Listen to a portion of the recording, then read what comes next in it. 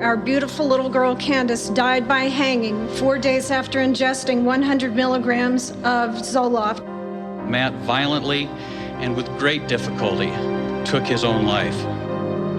She ended the night by cutting her wrist. At least 100 children have committed suicide and many others have attempted it while taking antidepressants. I found Jacob hanging from the rafter in our attic. It wasn't the disease that caused my daughter to viciously mutilate herself. It was the drug. These parents believe the drug companies had evidence there was a risk, but never told them. Maybe if they had been warned, desperate situations might have been prevented. This is 911. Who is this?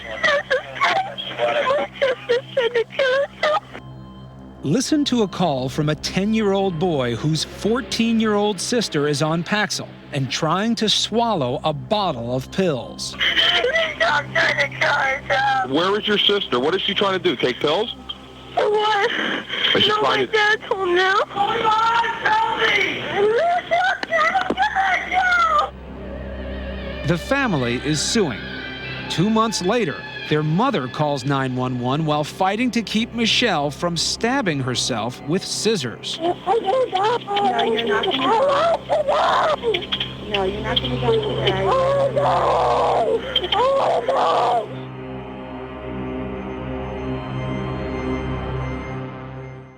People who were not suicidal before I put them on the drug, who very clearly became agitated, sleepless, restlessness, and completely preoccupied with suicidal thoughts. And when I took them off the drug, it went away. You just shouldn't have to feel this way anymore. You may recognize the happy bouncing circle in this Zoloft commercial. Depression may be related to an imbalance of natural chemicals between nerve cells in the brain. Prescription Zoloft works to correct this imbalance. But wait a minute. Experts say there's no scientific proof that depression is caused by a chemical imbalance, even though many people claim to be helped by these drugs. And what's more, there's no way to precisely measure these chemicals in human brains. Instead, they test rats. So you're telling me they fed rats some of these drugs, mixed their brains up in a tube, measured if there was more fluid than there was before, and that has started a cultural revolution of medicating behavior? The bottom line, we don't really know what these drugs are doing in real live human beings. We've heard more and more attention about deficit disorders, ADD, and attention deficit hyperactive disorder, ADHD. The most common treatment for this disorder is a drug called Ritalin. This drug is being given to more and more children in this country. According to the manufacturers of the drugs, the following side effects can and do occur: heart palpitations, cardiac arrhythmias, psychosis, dizziness, and tremor, to just name a few. There is no valid test for ADHD. The diagnosis, called ADHD, is completely subjective. And for anyone from the APA or psychiatry to come here and say these are diseases is a fraud. Fox News has learned 7 of the last 12 school shooters were on Luvox-like antidepressants or SSRIs. The list includes 15-year-old Kip Kinkle withdrawing from Prozac when he shot 22 classmates, killing 2 after murdering his mother and stepfather at his home in Springfield, Oregon. 14-year-old Elizabeth Bush on Prozac when she blasted away at fellow students in Williamsport, Pennsylvania, wounding 1. 18-year-old Jason Hoffman on Effexor and Celexa when he opened fire at his California high school, wounding 5. 15-year-old Sean Cooper on a mix of antidepressants when he shot students in Idaho. 15-year-old TJ Solomon also on a mix of antidepressants when he aimed his shotgun at classmates in Conyers, Georgia, wounding 6. And 17-year-old Eric Harris on Luvox when he and partner Dylan Klebold killed 12 classmates and a teacher in the bloodiest school massacre yet, Columbine. 2 years ago, 16-year-old Corey Badsgard took a rifle to his high school and held 23 classmates hostage.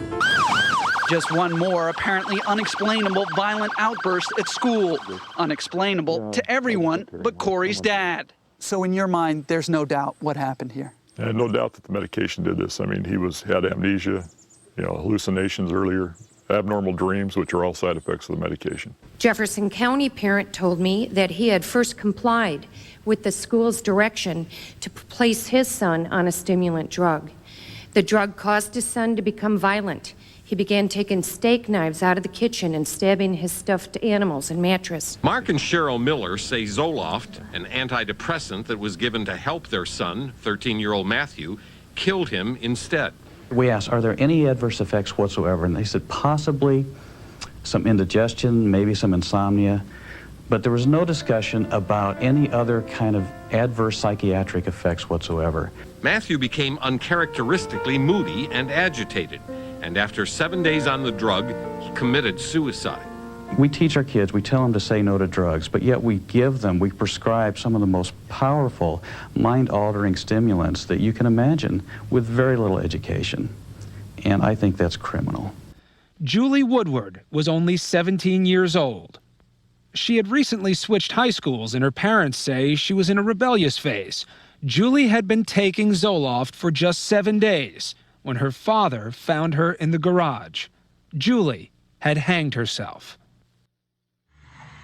I just remember that moment, and I just said, you know,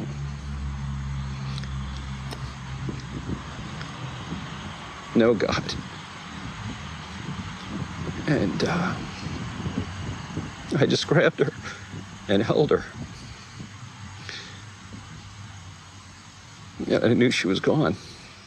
Now, Primetime has obtained an internal document from 1997 showing that in some studies, the number of people taking Paxil who experienced withdrawal symptoms was shockingly high. We found 25%, 42%, even as high as 62%. But these numbers were not included in the warning given to doctors or patients. And take a look at these documents, directing sales reps to minimize concerns about discontinuation, to try to even avoid using the word withdrawal, and to not focus on how often these effects occur. And maybe this document provides the simplest explanation of why this company wanted to downplay discontinuation. Do you believe that the decision of some companies not to reveal negative data is about science or sales? Oh, this is about money. This is not about science. British medical authorities gave makers of antidepressants another blow. An official recommendation that young adults ages 18 to 30, not just children or teens, should be very closely monitored when starting the drugs. Matthew Smith took Ritalin from age 6 to the day he died at age 14. On March 21st, the day these pictures were taken, Matthew collapsed at home and never revived. After an autopsy, the medical examiner's conclusion was that Matthew's heart had been damaged by long-term use of methylphenidate, the generic name for Ritalin. A little girl named Shayna Dunkel. She always was happy, very upbeat. She could just make the sunshine. She was a special child. The school kept influencing, saying, something's not right here. She can't sit still. You gotta, you should do something. And that's where it all got started. By second grade, the school psychologist urged the Dunkels to take Shayna to a doctor. Psychiatrist Roger LaRoche in Bradford, Pennsylvania, diagnosed Shayna with attention deficit hyperactivity disorder, or ADHD. Dr. LaRoche described desipramine as safer, with fewer side effects, and less potential for abuse. Shayna was given more and more of the drug, and over a 5-month period, her prescribed dosage increased to 250 milligrams per day. The Dunkels were unaware of the risky side effects. 10 o'clock in the morning, I received a phone call from the school nurse telling me that Shayna had taken a slight fall in library. And I explained to her that we were going to go to the doctor, and immediately she said, Mommy, I don't need to go to the doctor. I feel perfectly fine.